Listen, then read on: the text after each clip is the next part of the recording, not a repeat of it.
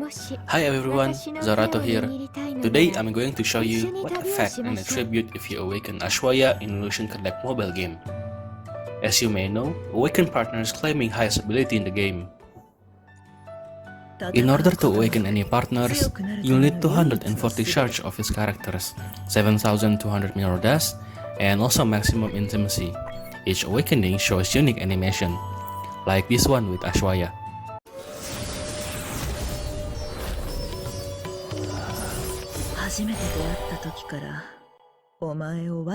Basically, awakening effect increased her attack by 1948, hit points by 9321, defense by 405, and 15 speed. But how this awakening effect really matters in real combat? Let's find out. To test Ashwaya's special effect and ability, I'm using a game mode, which is pretty great if you're looking to add extra mirror dust and shards. You may notice that Ashwaya's basic combat power is 1179, and it will increase gradually as you use your character further. Awakening your character also adds extra damage attribute by 30%, making it more lethal. So in this experiment, I'm putting Ashwaya besides my leader, leaving more space for her specters. Her special effect is the same before awakening, but all those 7 specters simultaneously attack, doing more damage to initial opponent's Radiant. And when your opponent finally manages to add more Radiant, in this case any hit points are being critical. Using specters against target combat is most effective because opponent only attack one at a time. You may choose 3 partners from each stage of Arcana to upgrade your Radiant with partner fusion. As you can see, I upgrade Sachiko, Pan, and Ashwaya to maximum level.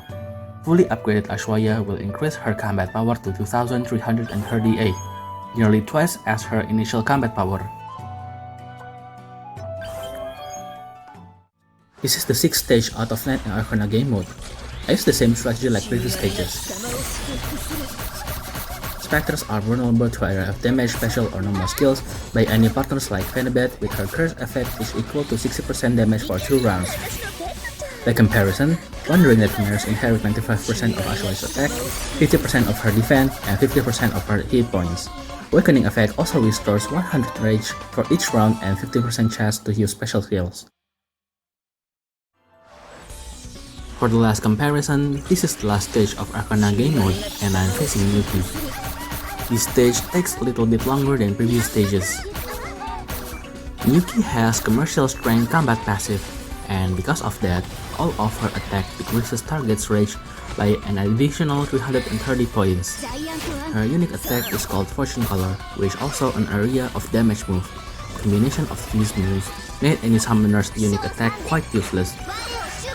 But keep in mind that full attack of Ashwaya Awakening Specters can eliminate first to second partners deployed by the opponent. At this situation, I am facing with an opposite impact on gameplay because my opponent deploys Gagaku and Phoebe, and all of them having an area of effect special skills.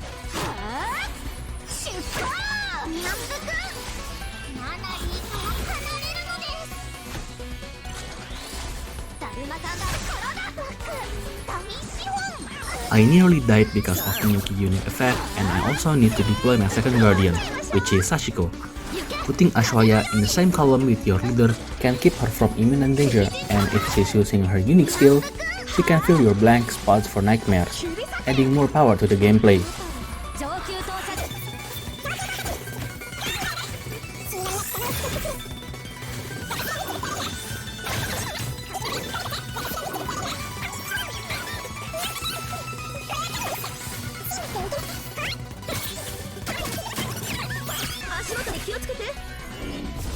I'm letting my Ashwaya get several hits to increase her rage bar and immediately cover her with Rikia.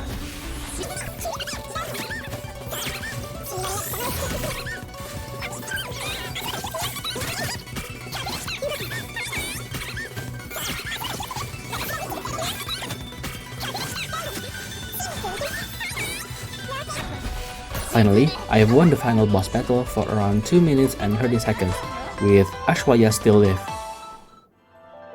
And there you have it, all attribute and effect when you awaken Ashwaya in IllusionConnect. It may a little bit pricey since awakened partners need tons of resources, but it's totally worth it to see her in combat. Anyway, this is Zahrato and thank you for watching.